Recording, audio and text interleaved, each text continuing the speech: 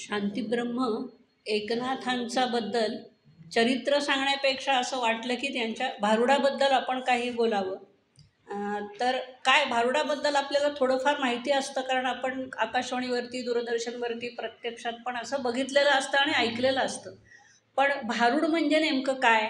तर भारुड ही कला साहित्यामध्ये किती महत्त्वाची आहे? भारुड पहिल्यांदी कुठे, म्हणजे कोणी भारुडाच्या साहित्य प्रकाराला कुणी सुरुवात केली आणि कोणाच्या नावावरती असंख्य आणि विविध प्रकारची भारुडं आणि विषय वैविध्य आहे, हे सगळं थोडक्यात बघून मग त्यांच्या भारुडाविषयी, म्हणजे भारुडामध्ये त्यांनी काय काय रचत असताना, आता भारुडमध्ये भा असा एक धातू आहे. भा म्हणजे काय तर प्रतिभा. मग प्रतिभेनी, नाथांच्या प्रतिभेनी जे त्यांना भावलं ते त्यांनी जे बहुजन समाजावरती जे रूढ अर्थाने आरूढ झालं म्हणून त्याला भारुड असं म्हटलंय. आणखीन एक भारुड किंवा भिरंड नावाची आदिवासी जमात आहे आणि ती समाजामध्ये जनजागरण करत किंवा जागल्या आपण ज्याला म्हणतो की लोकांच्या चोऱ्यामाऱ्या होण्यापासून किंवा असं सावध करण्यापर्यंत त्यांना ते जी समाज फिरत असतं त्यांना भिरंड किंवा भारुड जमात असं म्हणतात. आणखीन एक आहे की बहुरूढ आणि लोकांच्या मनावरती ज्यांनी गारूड केलेलं आहे म्हणून त्याला भारुड असंही म्हटलंय. कारण आरूढ, आ अधिक रुह धातू आहे म्हणजे स्वार होणं, मग लोकांच्या मनावरती पक्की पकड बसणं त्याला भारुड. आणि पहिलं भारुड कोणी साहित्य प्रकारात आणलं असेल तर ते ज्ञानेश्वर महाराजांनी भारुड हे ही रचना किंवा हे काव्य त्याच्यामध्ये साहित्यामध्ये आणलं. आणि अनेक संतांनी किंवा अनेक कवींनी भारुडं रचलेली आहेत. पण आज मी तिला नाथांच्या साहित्य, म्हणजे नाथांच्या नावावरती 150 विषय आणि त्या 150 विषयांवर 550 भारुडं आहेत असं अभ्यासताना आढळलं. म्हणजे त्यांच्या भारुडावरती आपल्याला नाव माहिती असेल, रामचंद्र देखणे, डॉक्टर रामचंद्र देखणे, त्यांचे चिरंजीव भावार्थ देखणे आत्ता महाराष्ट्र टाइम्समध्ये पण वारीवरती लिहित आहेत. तर त्या रामचंद्र देखण्यांनी भारुड ह्या विषयावरती PhD पण केली होती. आणि नुसतं PhD केली होती असं नाही, तर ते स्वतः, म्हणजे इथे समोर शिवाजी मंदिरात मी अनेक वर्षांपूर्वी बघितलेले की भारुडं सादर करायचे. आणि सादर करताना अक्षरशः आपल्या पुढे वासुदेव, जागल्या, गोंधळी हे सगळे समोर आणायचे. आणि मग ते समाजामध्ये इतकं ते रूढ झालं होतं की त्यांनी असे गट पण तयार केले होते. आणि स्वतः तर ते सादर करायचेच, सादरीकरणही करायचे आणि त्याचा बारकाव्याने अर्थ पण सादर करायचे. म्हणजे हे आत्ता पर्यंत आपल्याला ऐकण्यात होते असे. पण नेमकं नाथांच्या बाबतीत असं घडलं की त्यांचं, म्हणजे व्यक्तिचित्रण असं मला नाही करायचं आहे, पण त्यांच्या दुर्दैवाने आई वडील खूपच लहानपणी गेले की वयाच्या 5व्या वर्षाच्या आधी, म्हणजे 2 वर्षाचे असताना आई वडील आणि वडील त्यांचे गेलेले होते. तर ते शांतीब्रह्म नावाचं पुस्तक लीला गोळ्यांचं, लीला गोळे उत्तम लेखिका आहेत, आता नाही आहेत पण काही आहेत असं का म्हणावं, तर ते साहित्याने आणि आपल्या वावरतच असतात. तर त्यांनी गजानन महाराजांवरती पण अतिशय सुंदर पुस्तक लिहिलं आहे. तसंच एकनाथांवर शांतीब्रह्म हे पुस्तक लिहिलं आहे. शंकराचार्यांवरती कैवल्याचं लेणं नावाचं पुस्तक लिहिलं आहे.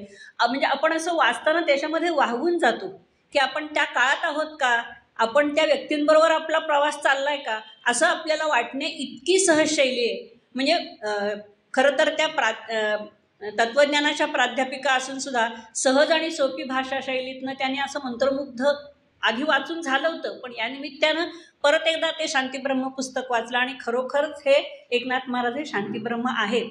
मग आता त्यांनी काय काय नेमकं केलं होतं, तर एकनाथांनी तर भागवतामध्ये श्रीकृष्ण परमात्म्याने आपला प्रिय भक्त उद्धव याला जो उपदेश केला तो भागवताच्या 7व्या अध्यायामध्ये आहे. आणि तो इतका सुंदर आहे की जसं अर्जुनाला यांनी भगवंतांनी उपदेश केला तसं उद्धवाला पण उपदेश केलेला आहे. आणि तो अतिशय सुंदर आहे. म्हणजे अधिक जवळीक वाटते, अर्जुनापेक्षा सुद्धा अधिक जवळीक वाटते उद्धवाशी नाथांची. तर ते एक त्यांचं काम म्हणजे गुरुशिष्य संवाद नाही तर दुधात साखर मिसळल्याप्रमाणे जे आपण अध्यात्मात शब्द वापरतो की सलोकता, समीपता, स्वरूपता, सायुज्यता, तर ह्या 4ही गोष्टी त्या दोघांच्यामध्ये दिसून येण्या इतक्या नाथांनी खूप स्पष्ट केल्या आहेत. आणखीन एक असं की म्हणजे गीतेमध्ये अर्जुनाला जसं सांगितलं तसं कसं आहे, गीता ही प्रवृत्तीपर आहे आणि भागवत हे निवृत्तीपर आहे असं म्हणतात. पण मग असं वाचन करणाऱ्या किंवा असं लिखाण करणाऱ्या आणि असं चिंतन करणाऱ्या नाथांचं बालपण हे कसं गेलं असेल, तर ते अनाथ म्हणून नाही गेलं, तर त्यांच्या आजी आजोबाच त्यांचं सर्वस्व होते. आणि तरी देखील म्हणजे साधारणपणे 6व्या वर्षी वयाच्या म्हणजे मुंज पोटातले दिवस धरून त्यांची मुंज लवकर केली होती आणि 6व्या का 7व्या वर्षी ते गुरुच्या शोधामध्ये बाहेर पडले आणि त्यांना जनार्दन स्वामी भेटले. पण खूप फिरले ते, म्हणजे अगदी हिमालयामध्ये सुद्धा गेले.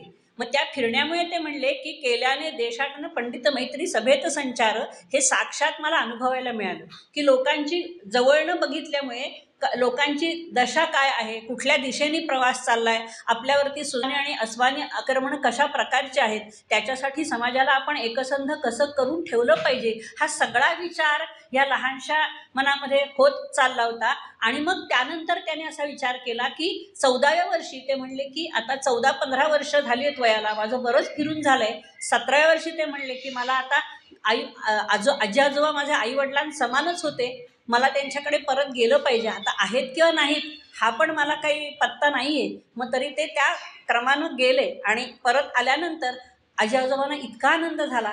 आणि मग जनार्दन स्वामींनी त्यांना सांगितलं की तुला संसारही केला पाहिजे आणि परमार्थही साधला पाहिजे. म्हणजे संसार करून परमार्थाचं लेणं हे तू सोन्यासारखं लखलखीत कर. आणि जनार्दन स्वामींवरती त्यांची प्रचंड गुरुनिष्ठा, म्हणजे गुरुवरती प्रचंड निष्ठा होती की त्याचं गुरुलक्षण आणि शिष्य लक्षण हे दिसतं, जे आपल्याला याच्यामध्ये दिसतं दासबोधामध्ये, ती अगदी यथार्थ या दोघांनाही लागू पडतात. म्हणजे त्यांची प्रचंड निष्ठा होती. त्यामुळे त्यांच्या भारुडामध्ये काय काय विषय आहेत तर अतिशय बारकाईने समाजाचं निरीक्षण होतं. म्हणजे व्यक्ती निरीक्षण आहे, तर व्यक्तीमध्ये कुठल्या आल्या तर आई वडील बहीण भाऊ सासू सासरा नणंद जावई नंतर जाऊ हे सगळे आले. आणि मग त्यांनी सगळे षड्रिपू आहेत ना त्याच्यामध्ये त्यांना गुंतवले. म्हणजे अहंकार कोण धरलाय तर तो दादला म्हणजे नवरा. हाच जर म्हणजे हा माझ्या ठिकाणचा अहंकार जर कमी झाला नाही आणि त्या दादल्यामुळेच बाकीची सगळी लोक आहेत, तर तो जर गेला तर काय होईल. म्हणजे व्यक्ती म्हणून अशा अनेक व्यक्ती आणि नातेसंबंध याच्यावरती अनेक भारुडं लिहिली त्यांनी. आणि लिहिली म्हणजे त्यांच्या विठ्ठल मंदिर जे होतं त्यांचं, त्या मंदिरामध्ये ते भागवत सांगायचे. आणि रुक्मिणी स्वयंवर हे जे लिहिलं, म्हणजे आत्तापर्यंत सुद्धा म्हणजे माझ्या एका मैत्रिणीनीच लग्न व्हावं म्हणून एकाने तिला सांगितलं की तू रुक्मिणी स्वयंवर वाच, आणि तिचा विश्वास होता. तिने रुक्मिणी स्वयंवर वाचून ती म्हणली माझा विवाह ठरलेला आहे, असं ती अगदी विज्ञान शाखेचे असून सुद्धा तिने सांगितलं की मला याचा अनुभव आलेला आहे. आणि त्यांच्या मताने काय होतं ते शिवशक्ती स्वरूप जे आहे ते रुक्मिणी स्वयंवरामध्ये त्यांनी मांडलं, असं त्यांनी नाथाने त्या रुक्मिणी स्वयंवराच्या, म्हणजे आपण जर थोडंसं चिकित्सक दृष्टीने एखादा ग्रंथ बघितला ना तर आपल्याला लक्षात येतं की याच्यामध्ये नेमकं काय म्हणायचंय. चिकित्सक म्हणजे टाकून देण्याच्या दृष्टीने नाही, पण आपण धान्य पाखडल्यावरती फलगू म्हणजे टरफल पुढे जातात आणि धान्य मागे राहतं, तसं याच्यातनं नेमकं काय सांगायचंय. तर असं लक्षात घेतलं तर ते नाथांना शिव आणि शक्ती स्वरूप त्या याच्यामधून सांगायचं होतं रुक्मिणी स्वयंवरामधनं, ते पण त्यांनी सांगितलं. आणि व्यक्तिचित्रण जसं केलं तसं साप आहे, विंचू आहे, त्याच्यानंतर अनेक प्राणी आहेत. तसंच विदूषक आहे, नंतर बाहुली आहे. बाहुली म्हणजे रक्तचंदनाची बाहुली घरोघरी असते बघा, तर त्याचा त्याने आयुर्वेदिक उपचार पण कसा होतो ते सांगितलं. भूतखेत म्हणून पण दारावरती उलटी बाहुली अजूनही टांगली जाते घरोघरी आणि दुकानांवरती, हे आपणही बघतो. की मग त्याचं म्हणजे लोकांच्या मनामध्ये का असं, तर ते त्यांचं असं म्हणणं आहे की लोकांना काहीतरी एक आपला आधारभूत काहीतरी हवं असतं. मग ती व्यक्ती असू दे, वस्तू असू दे, विचार असू दे, गुरु असू दे, सगुण असू दे, निर्गुण असू दे, काहीही असू दे, काहीतरी आधार म्हणून माणसाला एक सपोर्ट सिस्टीम लागते. ती त्या भारुडामधून त्यांनी व्यक्त करायचा खूप प्रयत्न केला होता. म्हणजे म्हणजे गुणदोषांसकट त्यांनी माणसांना स्वीकारलं होतं. आणि मग माझ्या ठिकाणी पण ते म्हणले काही गुण असतील, अवगुण असतील तर ते दूर करण्यासाठी मीच प्रयत्न केला पाहिजे. त्या अर्थाने पण त्यांनी भारूड मांडलेलं होतं. आणि मग त्याने असं एका ठिकाणी म्हटलं होतं की म्हणजे आता सर्वांठाई भगवंत बघणं हे सांगणं सोपं आहे, पण आचरणात आणणं खूप अवघड आहे. ते कुठल्याही वयाला अवघडच आहे. साधारणपणे लहान मुलाला सुद्धा हातावर खाऊ ठेवला म्हणून तर श्यामच्या आईची गोष्ट म्हणून ठीक आहे हो, की तू आधी सगळ्यांना गरे दे आणि मग तू खा. पण अशी दुसरी गोष्ट कुठली असेल तर कुठलंही मूल आधी आपण खाईल आणि मग इतरांना देईल. मग तो संस्कार रुजवणं काय असतं ते पण त्यांनी भारुडामधनं सांगितलं. की आपण फक्त स्वतःचाच विचार करतो हे चूक नाहीये, पण तू स्वतःचा विचार करताना समष्टी आणि व्यष्टी भाव का बघत नाहीस. म्हणजे समष्टी आणि व्यष्टी म्हणजे मी माझ्यापासून इतरांच्यापर्यंत असं का बघत नाहीस, असं ते अनेक भारुडातनं सांगत गेले. म्हणजे खरं तर ना त्याचं तत्त्वज्ञान बघता बघता असं घोटाळायला व्हायचं की अरे नेमकं ह्यांना काय म्हणायचंय. पण वाचताना खूप मजा आली आणि मग तो थोडासा भाग तरी तुमच्यापर्यंत पोहोचवता येईल का असा प्रयत्न होतोय का बघूयात म्हटलं. आता त्याने असं म्हटलं की कैवल्याचा पुतळा प्रगटला भूतळा, चैतन्याचा जिव्हाळा ज्ञानोबा माझा.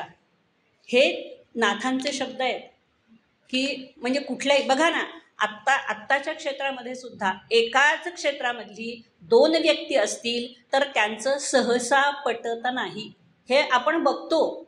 आणि त्याच्यात चूक नाही आहे काही. पण मग दोन संत आहेत, तुझे मार्ग वेगळे असतील, एखाद्याचा भक्ती मार्ग असेल, एखाद्याचा योग मार्ग असेल, एखाद्याचा साधना कठीण असेल, पण तरी एक उद्दिष्ट एकच आहे ना. मग तो माझा माझा म्हणायला काय हरकत आहे. मग त्याचं उत्कृष्ट उदाहरणच आहे. पण त्याच्याच मध्ये सुद्धा सगळे हौशे गौशे नवशे प्रथम अनुभव घ्यायला जातोय म्हणून असे अनेक प्रकारचे असतात. पण ते सगळं किलमिश बाजूला सारून मी खरा वारकरी म्हणजे खऱ्या अर्थाने मी देवापर्यंत पोचू शकतो का, असा त्यांनी.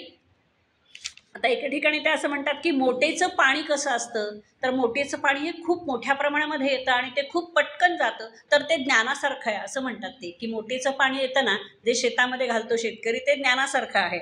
आणि नदीचं जे पाणी असतं ते वाहत जातं, तर ती कशी आहे, ती भक्ती आहे, त्याला खंड नसतो, नदी वाहत असते. मग तो भक्तीचा प्रवाह असतो माणसाच्या मनामधला, तो अखंड हवा.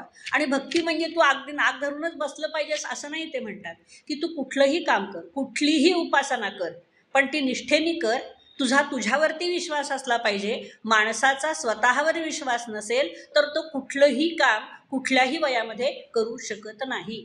हेच अनेक वेळा भारुडातनं सांगण्याचा त्यांनी वेगवेगळ्या पद्धतीने प्रयत्न केलाय. कधीतरी हसवून हसवून एकदम ते अध्यात्माकडे वळतात आणि आपल्याला बोलकं करतात की अरे आपण काय बघतोय आता. आणि ते तसंच नवरसात्मकही त्यांचे सगळे नवरस साहित्यातले आहेत. आता वारियाने कुंडल हाले डोळे मोडी तर राधा चाले, हे जे वाक्य आहे ना, ते त्यांना कशावरनं सुचलं, तर त्यांना 2 मुली आणि 1 मुलगा होता. त्यानं असं भोगावं लागलं.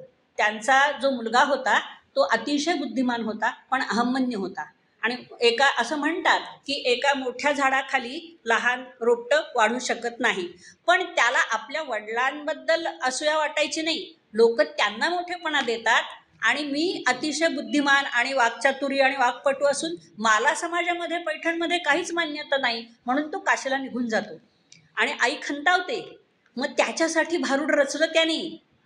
म्हणजे ते आपल्या मुलीला म्हणा, त्या छोट्या मुलगी परकर पोलक कानात डूल घातलेली 7-8 वर्षाची मुलगी, तिच्याकडे बघून त्यांना असं हे सुचलेलं त्याने एके ठिकाणी लिहिलंय. म्हणजे शांता शेळक्यांनी याचा उलगडा करून शोधून काढलेला आहे की हे कुणावरनं सुचलं, तर हे नखरेल मुलीवरनं नाही, ते आपल्या मुलीवरनं त्यांना सुचलंय की वारियाने कुंडल हाले डोळे मोडी तर राधा चाले. अरे तुला तुझ्या बहिणीबद्दल नाही का रे काही वाटत, तू परत ये रे. आणि जेव्हा ते पैठणला परत जातात आणि भागवतावरती जेव्हा स्वतः सगळं मराठीतनं रचतात आणि तिथे हत्तीवरनं जेव्हा त्यांच्या ग्रंथाची नाथांच्या मिरवणूक निघते, तेव्हा तो हरिपंडितच पंडित, त्याला पदवी मिळालेली आहे, तेव्हा तो हरिपंडित म्हणतो की मी चुकलो. ते म्हणतात की अरे माणसाच्या हातनं चुका होतात, पण आईसाठी तरी परत ये. आणि मग तेव्हा तो येतो, पण अटी घालतो की कोणाच्याही घरी जेवायला जायचं नाही, मी तुम्हाला जेवायला घालणार. कोणी बोलावलं तर मी तिथे येऊन स्वयंपाक करणार आणि जेवायला घालणार. म्हणजे त्याची अहमन्यता कमी होण्यासाठी पण नाथांनी भारुड रचली. म्हणजे की हा कसा, म्हणजे ते म्हणले आपोआप त्याला अनुभवातनं त्याची अहमन्यता कमी होईल. आणि तो, कारण शेवटी माणसाला अनुभवांनी शहाणपण येतं, हे आपणही बघतो. कुठल्याही वयामध्ये लहान मुलाला सांगितलं हात लावू नकोस, ते कढत आहे, हात लावल्यानंतरच त्याला चटका बसेल आणि मग कळतो, परत ते जात नाही. मग तसं प्रत्येक वेळेलाच प्रत्येक गोष्ट अनुभवातनंच यायला पाहिजे का, तर नाथ म्हणतात हो यायला पाहिजे. जसं 9 रस आहेत तसं षड्रस पण आहेत. षड्रस सगळेच आवश्यक आहेत, फक्त गोड आवश्यक नाही आहे, तर 6ही रस आपल्या पोटामध्ये जायला हवेत. तसं म्हणजे 6 रस आणि 9 रस साहित्यातले आणि 6 रस साहित्यातले, या सगळ्यांचा विचार करून पण म्हणजे भारुडामध्ये त्याचा विचार केलेला आहे. म्हणजे कसा विचार करत असतील ना ही लोक, असाच विचार पडतो. अरे हे म्हणजे कुठली रसायनं घेऊन जन्माला आलेली असतील. खरं म्हणजे बालपण हे आई वडील नाहीत त्यामुळे अनाथ असं कोणीतरी हिणवलंच असणार.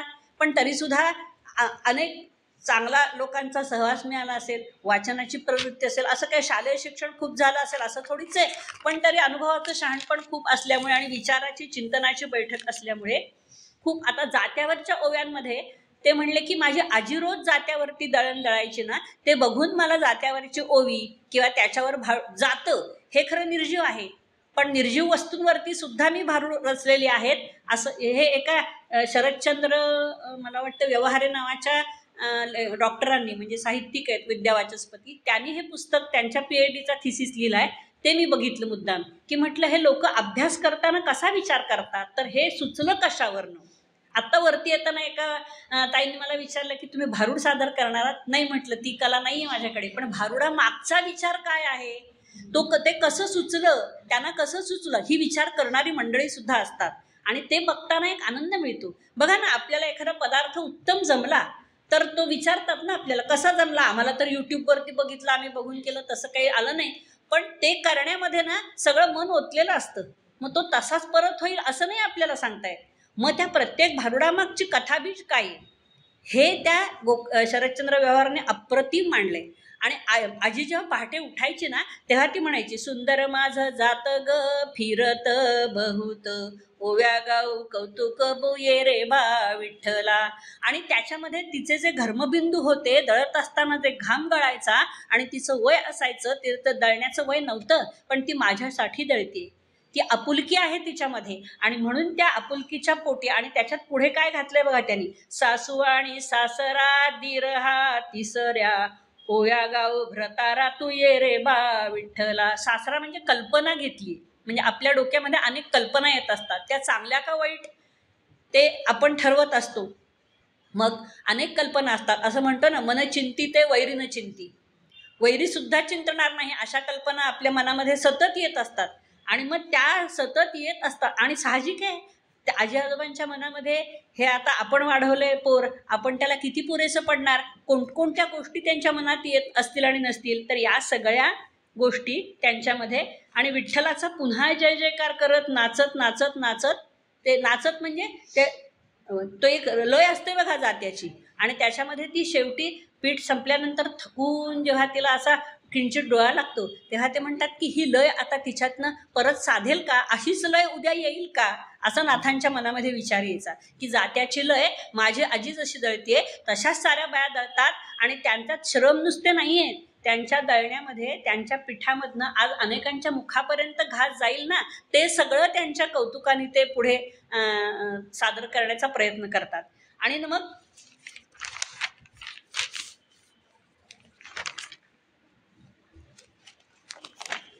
आता भारुडाचं मगाशी मी म्हटलं तसं की उगमस्थान नेमकं कुठे आहे, तर कीर्तनाची परंपरा ही नारदीय गादी आहे, आपल्याला सगळ्यांनाच माहिती आहे की नारदांनी कीर्तन परंपरा सुरू केली आणि स्त्रियांनी कीर्तन करणं हे रामदास स्वामींनी, वेणास स्वामींना पहिल्यांदा कीर्तनाला जेव्हा उभं केलं, ती कीर्तनाची गादी नारदाची ही वेणास स्वामींनी म्हणजे वेणानी चालवली. ती मिरजेला तिचा मठ, त्यांचा मठ पण आहे. तर मग त्या भारुड नावाचा 2 तोंडाचा पक्षी आहे, त्याला भिरुंड असं म्हणतात. काल्पनिक आहे, जसं कल्पतरू आहे तसं तो पक्षी आहे, पण कर्नाटक राज्य परिवहन मंडळाचं ते बोधचिन्ह आहे, हे पण त्याच्यात त्या डॉक्टरांनी लिहिलेलं आहे. आणि मग तो जो 2 तोंडाचा पक्षी आहे ना, ते 2 तोंड. मग आता भारुडाला का असं भिरुंड म्हणजे 2 तोंडाचा पक्षी, आणि मग याला का भारुड म्हटलंय, तर भारुडातनं 2 अर्थ व्यक्त होतात, एक वाच्यार्थ आणि दुसरा व्यंगार्थ किंवा लक्षार्थ. म्हणजे मला फार शहाणा आहेस असं एखाद्याला म्हटलं, आवाजाची पट्टी वरची असेल तर काहीतरी चुकलंय हे नक्कीच लक्षात येण्या इतकी सुज्ञता मुलांच्या मध्ये किंवा आपल्यामध्ये पण असते. आणि आता या आलात का, आणि या आता, ते या म्हणण्यामधनं सुद्धा या म्हणून आपण पाहुण्यांना म्हणतो. गणपतीचं विसर्जन करताना सुद्धा गणपती बाप्पा लवकर या म्हणताना सूर कसा असतो, तर तो अर्थतेचा असतो. पण आता या आता झाला असेल तुमचं, तर या आता तोच चढासूर लागला, तर त्या या ह्या म्हणण्यामध्ये सुद्धा काय आहे, ती जी म्हणजे मी म्हटलं ना मग अशी की षड्रस जे आहेत साहित्यात, नवरस जे आहेत, त्याच्यामध्ये त्या माणसाच्या बोलण्यातला भाव कसा आहे तो त्याच्या स्वरामधून व्यक्त होतो, आणि तो पण त्याच्यात भारुडामधनं व्यक्त होतो. आणि ते सगळं भारुडामधनं काय होतं, म्हणजे काय केलं त्याने, ते उत्तम लोकशिक्षक होते. लोकशिक्षक होते आणि अत्यंत बारकाईने लोकांचं निरीक्षण बुद्धी होती. जसं आपल्याला माहिती आहे त्याच्यापैकी पुलंची पण निरीक्षण शक्ती जबरदस्त होती. ते बटाट्याच्या चाळीमधनं सगळ्यांनाच तुम्हाला ते माहिती आहे, आपण वाचलेलं आहे आपल्या पिढीने तरी सगळ्यांनी. तर तसं यांची आणि तत्कालीन समाज बघा, म्हणजे त्या डॉक्टरांनी असं तुलना केली की तो काळ गृहीत धरला तर लोक सगळी सारखी आक्रमणं होत होती. मग त्यांना घट्ट धरून ठेवण्यासाठी, काहीतरी एक आमिष दाखवण्यासाठी, तुम्ही एकत्र राहा म्हणण्यासाठी, आसमानी आणि सुलतानी संकटांना तोंड देण्यासाठी तुम्ही नेमकं व्यक्ती म्हणून काय केलं पाहिजे, गट म्हणून काय केलं पाहिजे, हे सगळं त्यांनी भारुडामधनं सांगितलं. कधी कधी उपेक्षा केली, कधीतरी फटकारून बोलले, कधी कधी गोंजारले. ह्या सगळ्या गोष्टी भारुडामधनं नाथांनी केलेल्या आहेत. आणि एकदा नाही, अनेक वेळेला लोकांना त्यांनी समजूत घातलेली आहे. कधी कधी त्यांना जवळ बोलावलेलं आहे. अशा पद्धतीने लळिताचं, म्हणजे बघा, मी स्वतः अनंतराव आठवले यांचं कीर्तन या इथलं मंदिर आहे ना खुन्या मुरलीधराचं, तिथे साधारण FY असेल तेव्हा ऐकलं होतं. ललिताचं कीर्तन त्याने पहाटे 5 वाजेपर्यंत केलं होतं. आणि त्याच्यात त्यांनी सांगितलं की ललिताचं कीर्तन म्हणजे करावं ते फक्त नाथांनी, आणि त्याच्यामधली भारुडं गावीत ती फक्त त्यांनीच. आम्ही नुसते त्यांचे भोट आहोत, म्हणजे वाहक आहोत. म्हणजे इतकं जबरदस्त सामर्थ्य त्यांच्यापाशी होतं. आता भारुड जनसंपर्काचं एक साधन म्हणून पण त्याचा त्यांनी खूप चांगला वापर केला. आता हे डोक्यात अभ्यास करत असताना, वेगवेगळ्या ठिकाणाहून सकाळी फिरायला जात असताना, कसबा पेठेनं जेव्हा कचऱ्याची गाडी जाते की नाही, तर तेव्हा भारुडाचा उपयोग करून कचरा वेगळा करा, हे नाथांच्या भारुडाचा उपयोग करून त्याच्यामध्ये शब्दबद्ध केलेलं होतं. म्हणजे ते कसं आहे, गेयता असेल आणि ते परिणामकारक लोक पटकन ऐकतात. रिदम असेल, गेयता असेल तर ते पटकन लोक ऐकतात आणि त्याचा कुठेतरी मनामध्ये विचार केला जातो. म्हणजे आता त्याचा सुद्धा उपयोग कसा करतात हे पण बघण्यासारखं.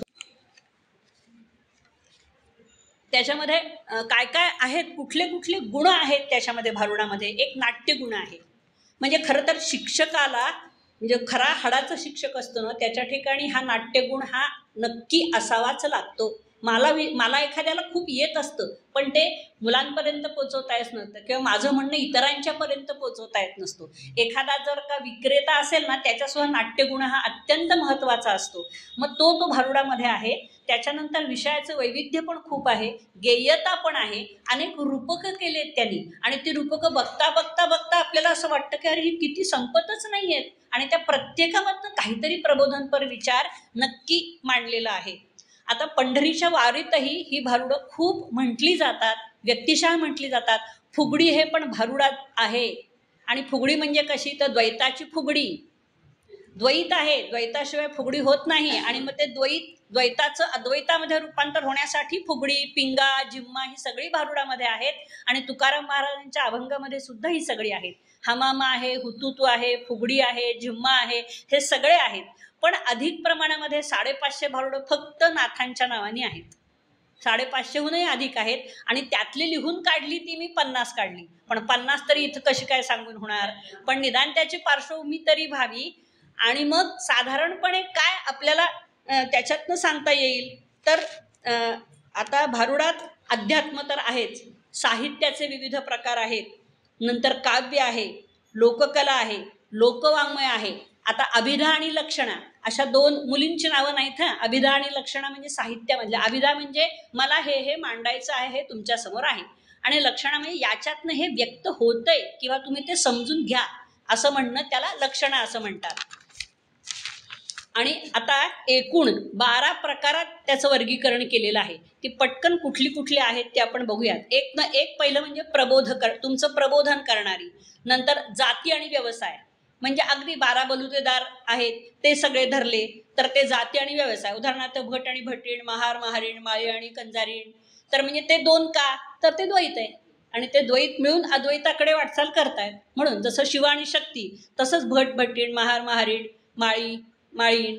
आता बघा ना, वकील वकिलीण, ती बाई वकील नसली तरी सुद्धा पूर्वीच्या काळामध्ये वकिलाच्या बायकोला वकिलीण बाई, डॉक्टरच्या बायकोला डॉक्टरीण बाई असं म्हटलं जायचं. मग तेच नाथांनी याच्यामध्ये भारुडामध्ये वापरून फार सुंदर उपयोग केलेला आहे.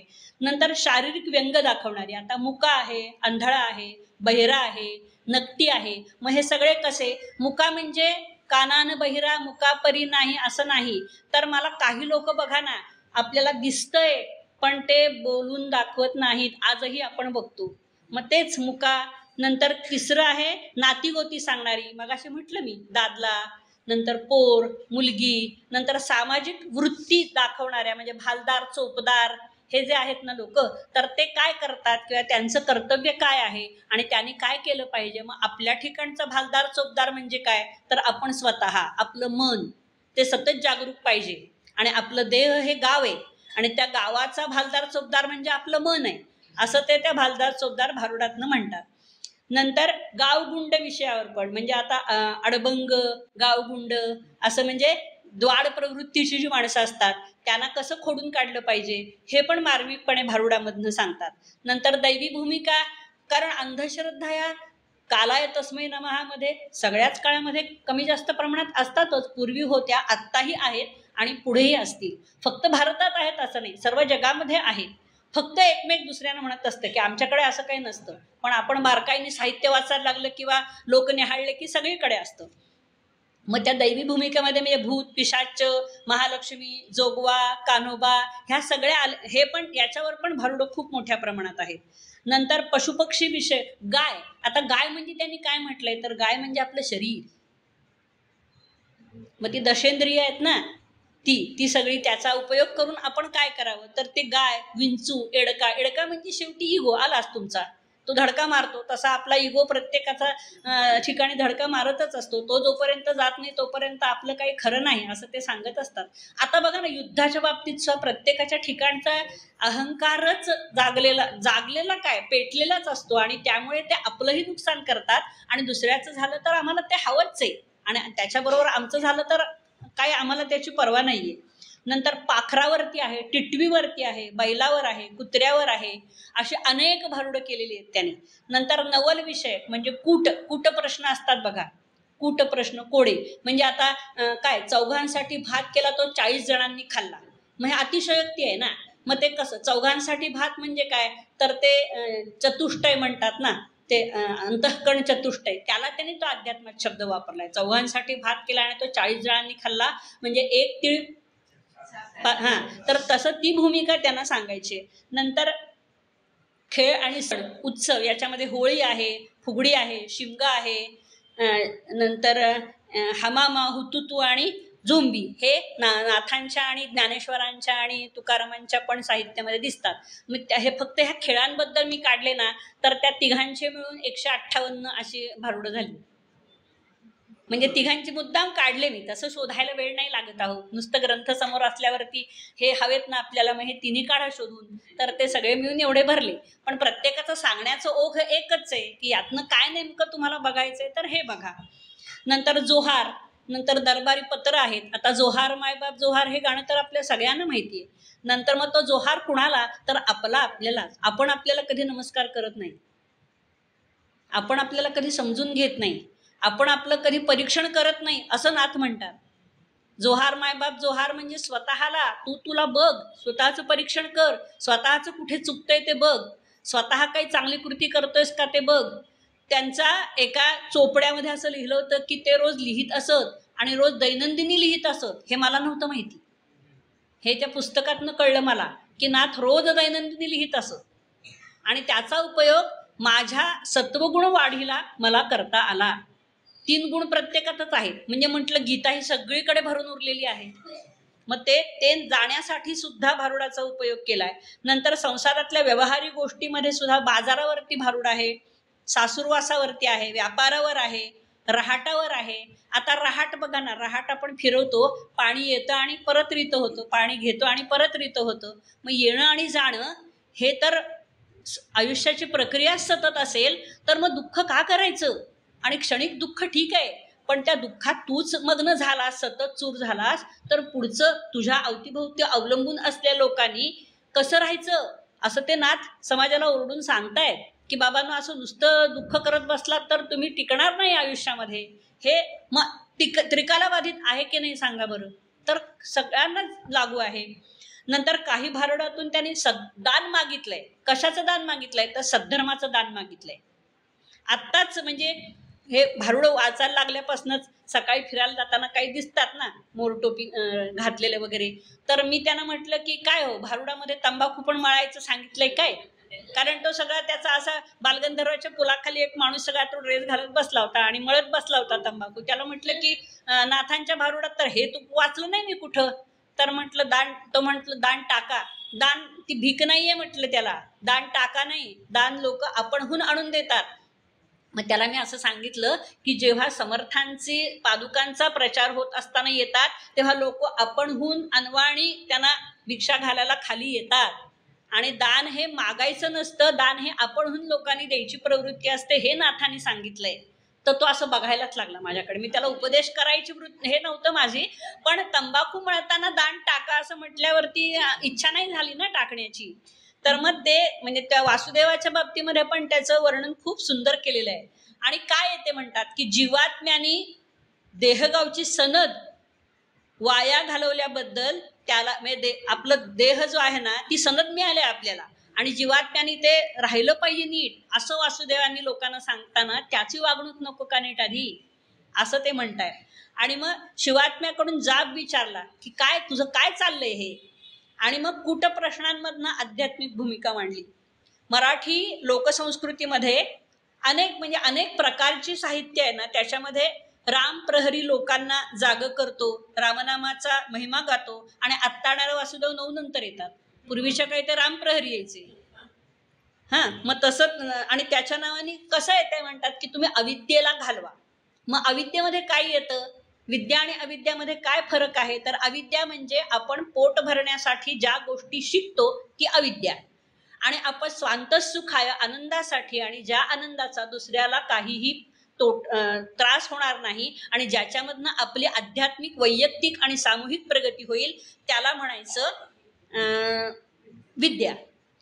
मग आता सामूहिक उपासना असेल ती पण विद्या, आणि वैयक्तिक उपासना असेल ती पण विद्या. साधना म्हणजे पण विद्या आणि उपासना म्हणजे पण विद्या, की ज्याने लोकांना नुकसान होत नाही आणि व्यक्तिशः पण नुकसान होत नाहीये आणि ज्याचं ढोंग माजवलं जात नाहीये त्याला विद्या म्हणायचं. आणि अविद्या म्हणजे आपण पोट भरण्याची विद्या. मग विद्येला घालवायचं म्हणजे तुम्ही काही करू नका असा त्याचा अर्थ नाहीये, पण अविद्येवरती विद्येने प्रभुत्व मिळवण्याचं प्रतीक म्हणून मोरपीस डोक्यावरती घालायचं, असं त्याच्या अभ्यासामध्ये दिलेलं आहे. मग ते असं कळलं की त्याच्याकडे आपण बघण्याचा दृष्टिकोन बदलतो ना. आणखीन एक ते म्हणतात की ज्ञान हे कसं आहे, पूर्ण आहे. एखाद्या गोष्टीचं ज्ञान आपल्याला झालं की ते आपण विसरत नाही. मग ते परिपूर्ण ज्ञानाचं प्रतीक म्हणून तो घोळदार त्याचा जो असतो ना अंगरखा, ते पूर्ण ज्ञानाचं प्रतीक म्हणून तो अंगरखा असतो. आणि चिपळी वाजवतो बघा, तर ते द्वैत आहे. मग द्वैत म्हणून ते एक होणं, ती द्वैताची म्हणजे देवी आणि देव यांचं द्वैताचं एकच नाद येतो ना. टाळामधनं सुद्धा 2 असतात, चिपळीमध्ये सुद्धा 2. तर ते वाचत असताना मला एका मैत्रिणीने सांगितलं, तुमच्यापैकी पण कोणी पाहिलं असेल तर मला माहित नाही, पण मी पाहिलं नाही. चिखलीला म्हणे तुकारामांच्या टाळाचं मंदिर बांधलेलं आहे. ते टाळ त्यांचे पूर्वी असे दगडाने ते वाजवतातच ना, तर ते त्याच्यामध्ये ठेवलंय आणि वरती तुकारामांचं बांधलंय आणि चिपळी पण आहे. तर मग मी तिला सांगितलं की चिपळीचं महत्व म्हणजे तत्वज्ञानाचा अर्थ हा आहे की चिपळी हे द्वैत आहे आणि त्यातनं एकच नाद निघतो आणि तो अनाहत नाद असतो. तो म्हणून त्याच्या हातामध्ये वासुदेवाच्या चिपळी आहे, ती त्याच्यासाठी आहे. आणि सात्विकतेचं प्रतीक म्हणून गळ्यामध्ये माळ आहे. अनेक माळा दाखवण्यासाठी नाही आहेत, तर गळ्यात माळ आहे ती सात्विकतेचं प्रतीक म्हणून आहे. आणि हातात टाळ आहे, तो टाळ सुद्धा 2 वाजतो परंतु एकच होतो की नाही, त्याचा नाद एकच आहे. आणि पायामध्ये चाळ बांधलाय, त्या तिन्हीचा नाद वेगळा आहे बघा. प्रत्येक धातूचा नाद वेगळा असतो. एक रामायणाच्या वरती, रामायणामधला एक श्लोक आहे की रामाभिषेके जलमाहरंत्या हस्ताच्युतो हेम घटो युवत्याः सोपान मार्गेण करोती शब्दम ठाठम ठठम ठम ठठठम ठठम ठहा. म्हणजे ती बाई सोन्याचा कळशातनं पाणी घेऊन येत होती, त्याच्यामधनं समृद्धता व्यक्त झाली. याच्यावर नाथांनी भारूड रचलेलं आहे. म्हणजे वाचन त्यांचं केवढं आहे बघा.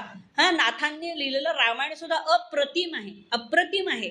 आणि मग तिच्या हातातनं जो घडा पडतो आणि तो घडा आवाज करत येतो ठम ठम ठठम ठम ठठठम ठठम ठहा. म्हणजे पायऱ्या किती आहेत. मग त्या पायऱ्यांवरती पडणारा जो धातूचा नाद आहे तो कसा आहे, हे सगळं म्हणजे त्यांची बारकाईने निरीक्षण करण्याची शक्ती किती होती बघा. आणि मग त्याच्यावर पण त्यांनी सुंदर भारूड रचलेलं आहे. म्हणजे भारुडा मागची कहाणी कळली की ते भारूड आणखीन डोक्यामध्ये गारुड करतं.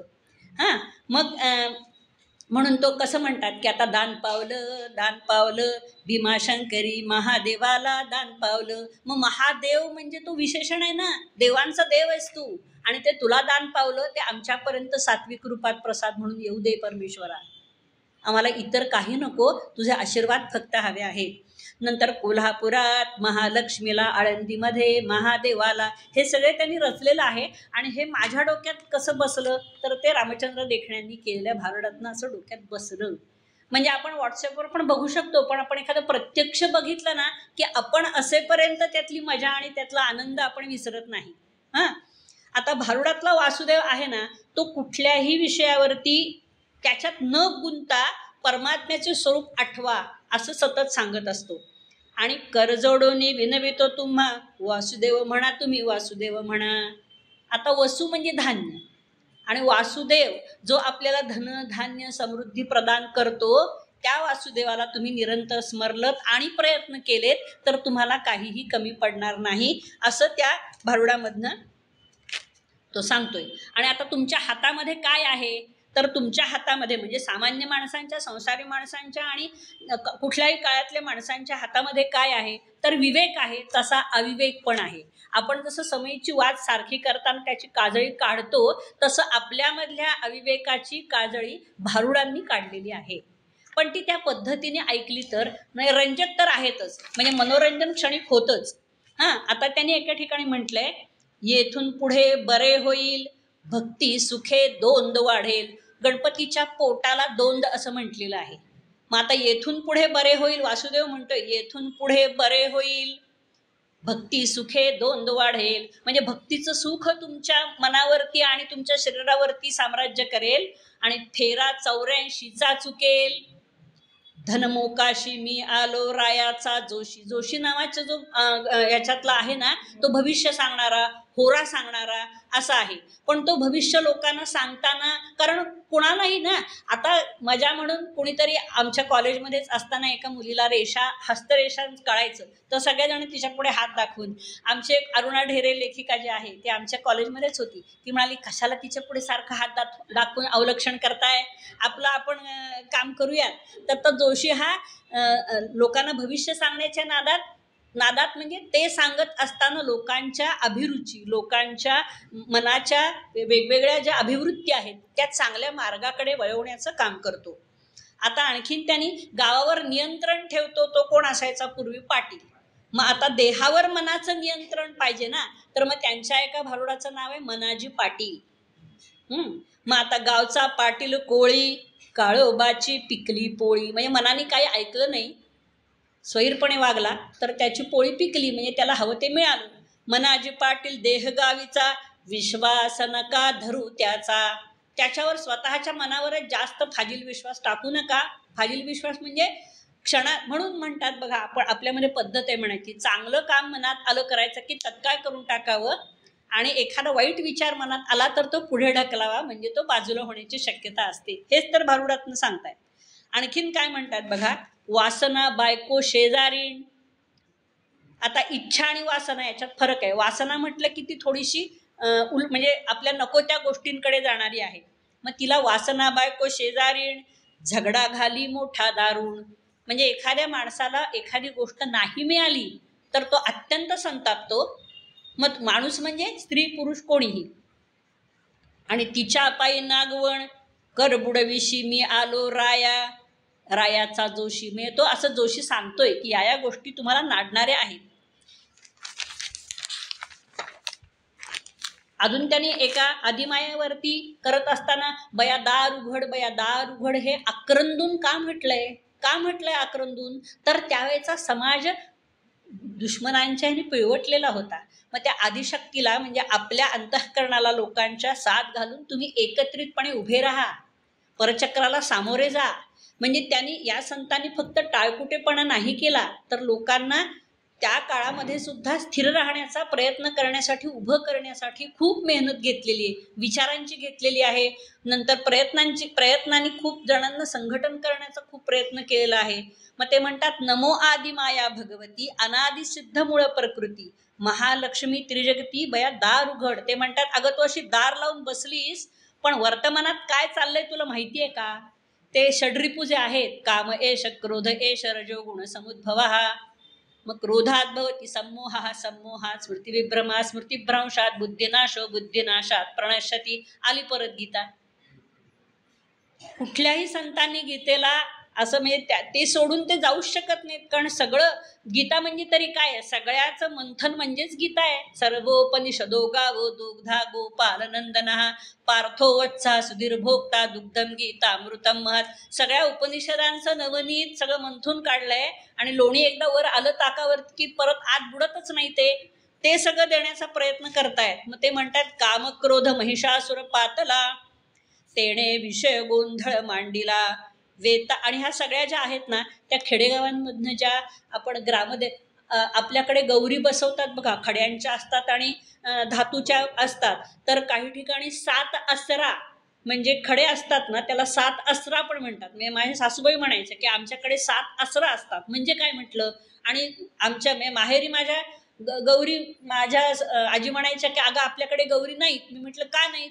तर म्हणे त्या 7 असऱ्या नेल्या पळवून. आता नेल्या पळवून म्हणजे त्या म्हणल्या कोणीतरी आपल्या घरातली गेलेली नदीवरती आणायला, आणि ती गेली वाहून, अशा पद्धतीने. मग त्या सगळ्या ज्या ग्रामदेवता आहेत ना, त्यांच्यावर पण भारुड आहेत. म्हणजे वेताळ, फेताळ, खेकाळ, मार्को, म्हैसको, मैराळ, जागाई, जोगाई, क्षेत्रपाळ, महिषासुर दैत्यमा, तली प्रबळ. म्हणजे हे माणसाच्या मनामधले पण आहेत, आणि प्रत्यक्ष मग माणसाने धोंडा शेंदूर फासून त्याला नाव दिले ते पण आहे. अशा पद्धतीने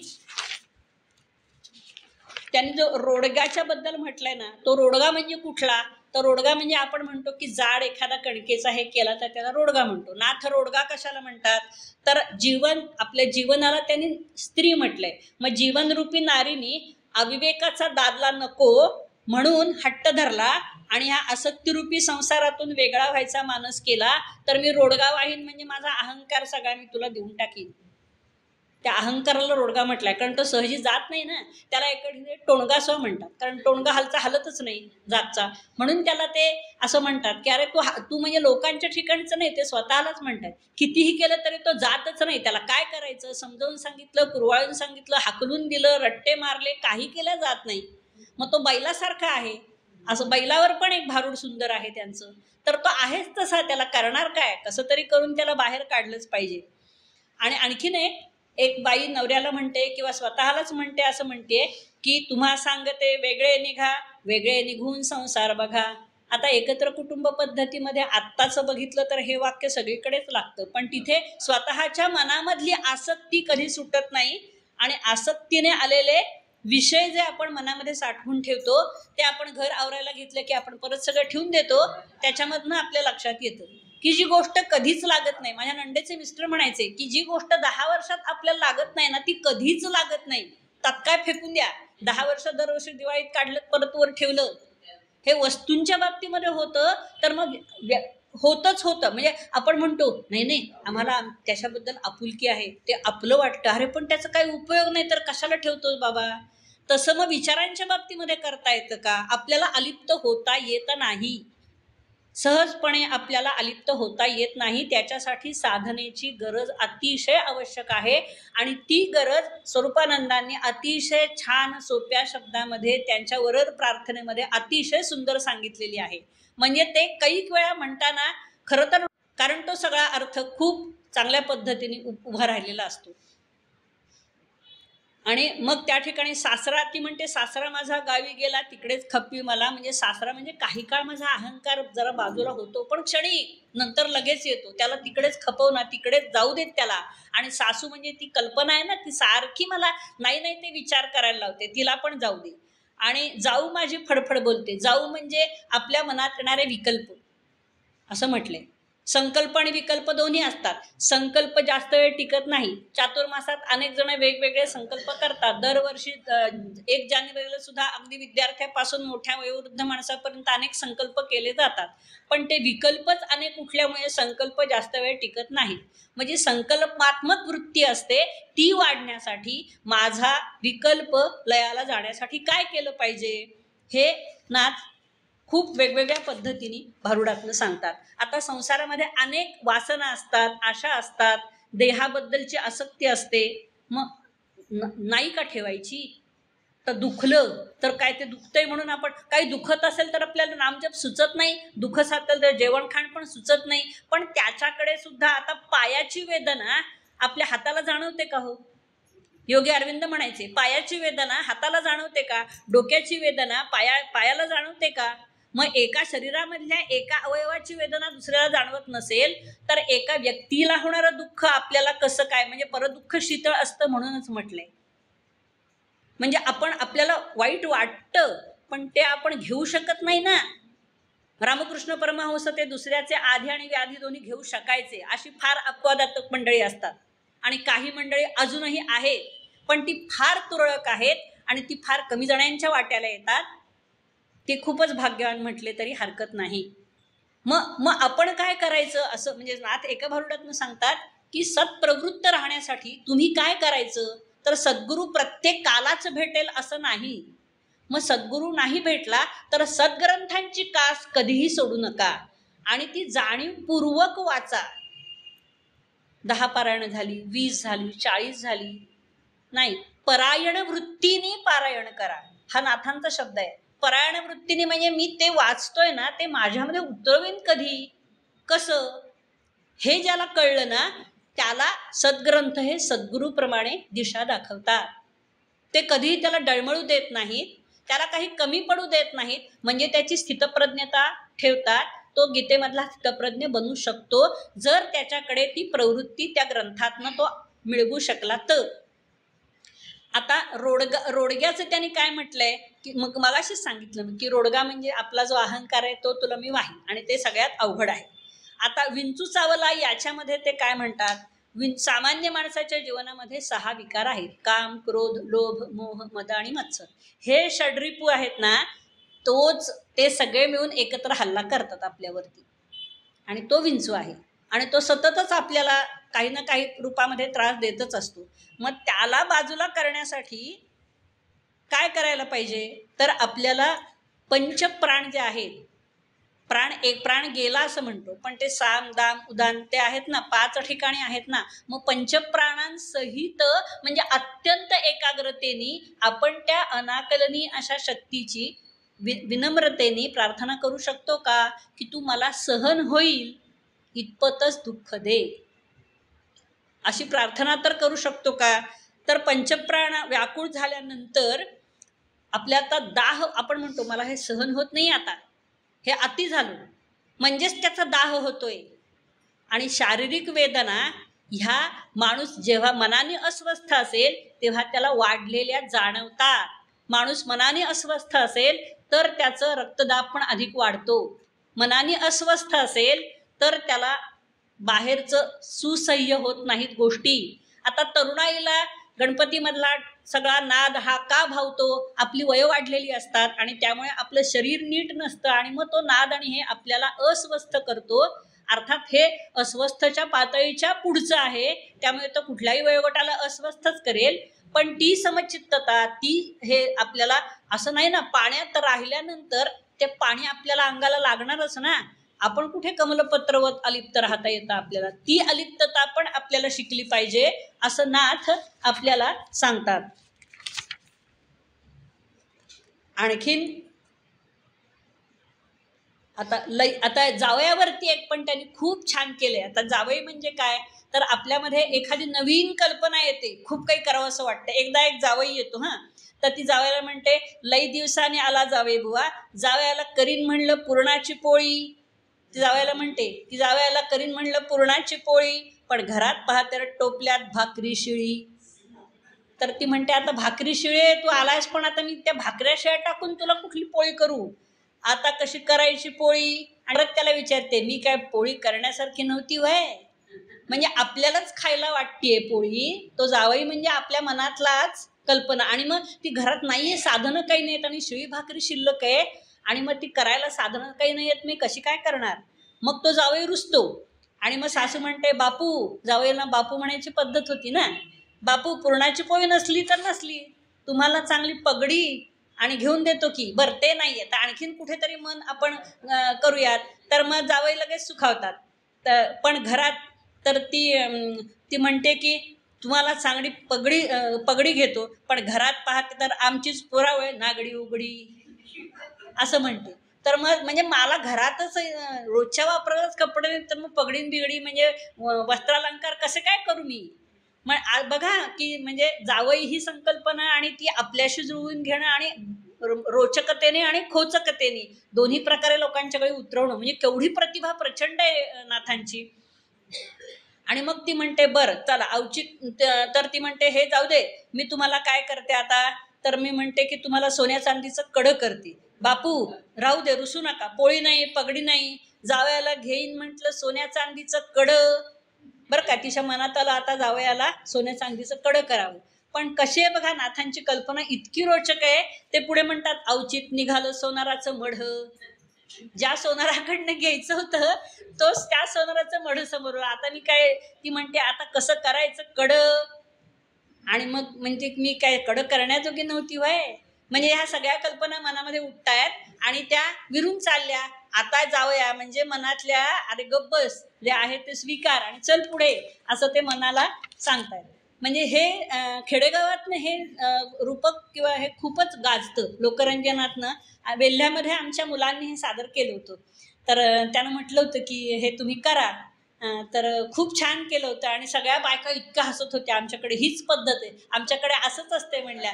मग मी त्यांना सांगितलं, अहो हे आपल्याबद्दलच आहे, तो जावई म्हणजे आपल्या मनात हे हवं मला, ते हवं मला, ते हवं असं म्हणणारा. मग तेव्हा त्यांना कळलं.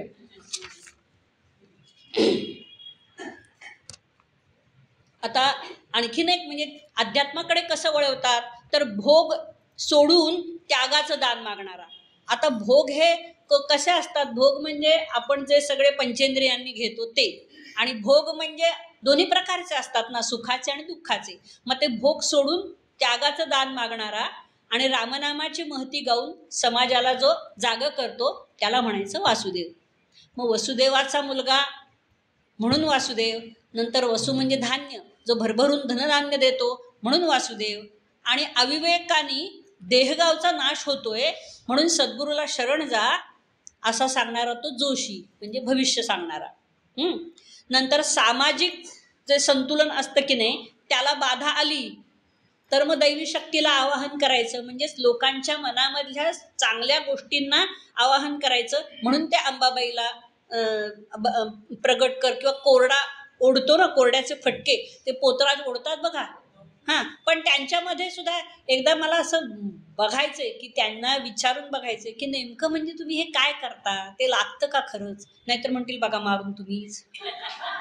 ते तर आपली धाडस नाही ना, आपलं धाडस ते होणार नाही, म्हणून ते केलं नाही धाडस. आता म्हणून ही सारीच रूपकं भारुडातनं त्यांनी खूप चांगल्या पद्धतीने व्यक्त केले आहेत. आता या सगळ्याचा विचार करत असताना, आपल्या म्हणजे भारतीय एकूण साहित्याचा विचार करत असताना, ते शरदचंद्र व्यवहारे असं म्हणतात की चीनमध्ये एक म्हण आहे बरं का, की चांगलं काही वागाल तर पुढच्या जन्मामध्ये भारतात जन्म घ्या.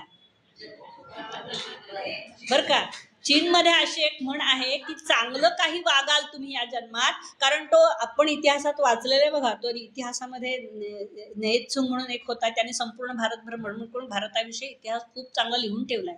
म्हणजे ते म्हणजे कसं आहे की आध्यात्मिकचा जो वारसा आहे तो चांगल्या पद्धतीने कळण्यासाठी तुम्ही इथे गेलात. म्हणजे किती बोलकी म्हणे बघा. म्हणजे आपल्याला, मला सुद्धा माहिती नव्हती, पण म्हटलं माहिती झाली तर सांगावी.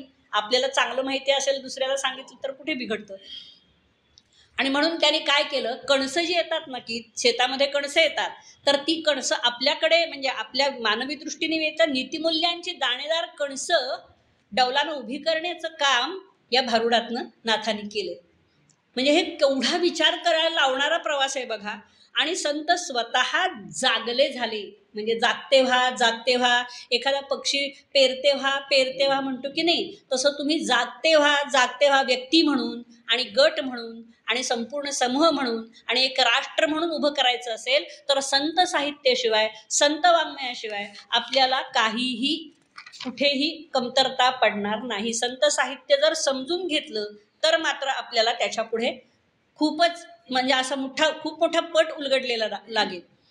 नंतर आता म्हणतात बघा, प्रपंचाचं ताक तुम्ही साचविले घरी. ताक खूप दिवस ठेवलं की अतिशय आंबट होतं बघा, वास सुद्धा नको वाटतो. हां, आणि संचिताचे दुग्धलोणी गमाविले चोरी, संचिताचे दुग्धलोणी गमाविले चोरी. आता महाभारत किंवा एकूण पुराणामधनं थट्टा नावाचं एक त्यांचं भारुड आहे ना, त्याच्यामध्ये ते असं म्हणतात की थट्टा दुर्योधनाने केली, पांचाली सभे माझी आणली, गदा घाये मांडी अशी ही थट्टा. मग त्याच्यात अगदी ब्रह्मदेवापासनं जवळजवळ 42 कडव्यांचं भारुड आहे ते. पण आहेत मी लिहिलेली ना, तर दुसऱ्या एका भागामध्ये ते भारूड आणि त्याचा अर्थ असं नक्की परत एकदा समजावून सांगीन. हां, आणखीन बघा, अतिशयोक्तीचं एक उदाहरण म्हणून, चौशेराचा भात केला, 4 शेरांचा चौशेराचा भात केला, वर भाजीचा गोळा रे, मोठे मोठे घास घेती, भुरळ फिरवी डोळा रे. आता चौशेराचा भात म्हणजे मी म्हटलं ना, ते साधन चतुष्टय म्हणून तत्वज्ञानाची संकल्पना आहे ना, ते त्यांनी चौशेराचा भात म्हटलंय. आणि मग ते वर भाजीचा गोळा म्हणजे भाजी. आता पोळी आणि भाजी घेतली तर आपण पोळी जास्ती असते आणि भाजी कमी असते, तर मग वर भाजीचा गोळा रे म्हणजे अंतःकरण चतुष्टय संकल्पना कळण्यासाठी जे काय उपाय आहे तो भाजीचा गोळा म्हणजे तोंडी लावणं असं त्यांनी म्हणलंय. वरवर ती ओबडधोबड वाटली ना तरी आत मात्र जिव्हाळ्याचा प्रत्यय येतो. आणि त्याच्यामध्ये काय काय दिसतं तर सात्विकता आहे, सांगण्यामध्ये आहे आणि बोलण्यामध्ये. उपरोध आहे म्हणजे टोमणे पण आहेत. एखाद्या माणूस टोमणे बहादर खूप असतो, नकळ तितके टोमणे शालजोडीतले म्हणतो आपण तसे, पण ते पण यावं लागतं. दुसऱ्याचं मन न दुखवता एखाद्याला आपण टोमणा मारला तर त्याच्याशी मैत्री पण राहील आणि हे पुलंना खूप जमायचं. पण आत्रे म्हणजे काय, घणाघातीच होते. ते आत्रेय चपराक म्हणून एक पुस्तक आता माझ्याकडे आहे, तर बापरे म्हटलं हे केवढं आहे, म्हणजे ते वितुष्टच ओढवून घ्यायचे. पण तरी त्याच्यामध्ये सुद्धा कधी असं आत्ताच्या राजकारणासारखं जाणवलं नव्हतं. म्हणून मग ते नाथांच्या आता त्या जनसामान्यांच्या मनाशी नाथांनी जो सुसंवाद साधला ना, तो भारुडाच्या रूपाने अतिशय आपल्यामध्ये पोचलेला आहे. आता हे बघा, माझ्याकडे मी 50 लिहून काढलेली होती भारुडं, पण ती तर काय सांगता यायची नाही. त्याच्या एकूणच गोषवारा म्हणून मी लिहून काढलंय, ते आत्ता एकदा म्हणून दाखवते आणि एकच छोटंसं भारुडातल्या 2 ओळी फक्त सांगते किंवा ते आधी सांगते. आता नाथांच्या घरची उलटी खूण, पाण्याला मोठी लागली तहान, ही अतिशयोक्तीचं पण उदाहरण आहे. आणि मग आता लौकिकदृष्ट्या अशक्य वाटणाऱ्या गोष्टी आध्यात्मिकदृष्ट्या योग्य असल्यात असं ते सांगतायत. आत घागर बाहेर पाणी, असं कुठे कधी होतं? आत घागर बाहेर पाणी, पाण्याला पाणी आले मिळवणी. अजमी एक नवल देखिले, वळचणीचे पाणी आढ्याला गेले. शेतकऱ्याने शेत पेरिले, राखणदाराला तिने गिळले. असं कधी शक्य आहे का? पण त्याचा आध्यात्मिक अर्थ सांगतायत ते खूप छान आहे. नंतर हंडी खादली भात टिकला. आता हंडा खाऊन भात कसा राहील शिल्लक? आणि बकऱ्या पुढे देव कापला. आता देवापुढे बकरा कापण्याची पद्धत होती, तर ते मग एका जनार्दनी मार्ग उलटा, तो जाणे तो गुरुचा बेटा. आता बघा, लौकिकदृष्ट्या अशक्य असणाऱ्या गोष्टी आध्यात्मिकदृष्ट्या योग्य असल्याचं नाथ कसं म्हणतायत बघा. नाथांच्या कोड्यांचं उत्तर अध्यात्माचा अर्थ लावला तरच मिळतं. आता पाण्याला तहान लागली म्हणजे काय, तर आत्म्याला परमात्म्याची ओढ लागली, हे नाथ सांगतायत. आणि आत्मा आणि परमात्मा यातली एकतानता म्हणजे पाण्याला लागली तहान. आणि आत घागर बाहेर पाणी म्हणजे देहामध्ये आत्मा आहे आणि विश्वामध्ये परमात्मा आहे, म्हणजे एका व्यक्तीपासून समष्टीपर्यंत असा त्याचा अर्थ घेतलाय. आणि वळचणीचं पाणी म्हणजे जीव आणि चैतन्य असा अर्थ नाथ घेत आहेत. तर आता हे एक फक्त सगळ्याचा सारांश म्हणून एक आहे 2 मिनिटात होईल, जास्त वेळ नाही घेत, पण याच्यासाठी मला एक एक पूर्ण भाग 1 तास लागणार आहे, कारण निम्मच झालं, यातलं मूळचं राहिलंच. तर बघा, बोध भारुडाचा असं नाव दिलंय मी. शांतिब्रह्म कर्मयोगी नाथ हे भक्तियोगी, लोकशिक्षक प्रबोधकही, अलौकिक ज्ञानश्रेष्ठही, संसार सार्थ करुणी परमार्थ उजळी पहा, ज्ञानेश्वरी शुद्ध करुणी भागवत रचिले पहा. ज्ञानेश्वरी शुद्ध केली म्हणजे ज्ञानेश्वरीमध्ये किमया नावाची एक विद्या होती. म्हणजे त्याच्यामधून काही भागामध्ये सोनं शुद्ध करण्याचं एक संकल्पना होती आणि लोक केवळ त्याच्यासाठी ज्ञानेश्वरी वाचायचे. ते काही भाग नाथांनी काढून टाकले त्यातनं. ते ज्ञानेश्वरी शुद्ध केल्याचा भाग आहे. रुक्मिणी स्वयंवर रचिले जना सन्मार्ग दाविले, भारुड रचनात व्यर्थी उद्बोधक निरंजक, अनुभवाचे बोल सारे ऐकता मनिते पटे, हसता हसता नकळे परातत्व उभे पुढे, काम क्रोध लोभ मोह असूया ईशणा तशी, अहंकार असे वैरी सार्वकालिक सत्य हो, अस्वस्थ मनुजा करतो लोभतो अतिदांडगा, हटवादिनी नाठाळ विषवत मोह दाटुगा, धनाची अतिमस्ती अन जातभेद नको करू, सर्वाठाई नांदते रे तत्वचैतन्य एकते, गृहस्थाश्रमी राहोनी परमार्थ नेटका करी, सूत्र एक समभाव सर्वत्र समदर्शन, गुरुभक्ती श्रेष्ठ मानी जनार्दन पदी नत.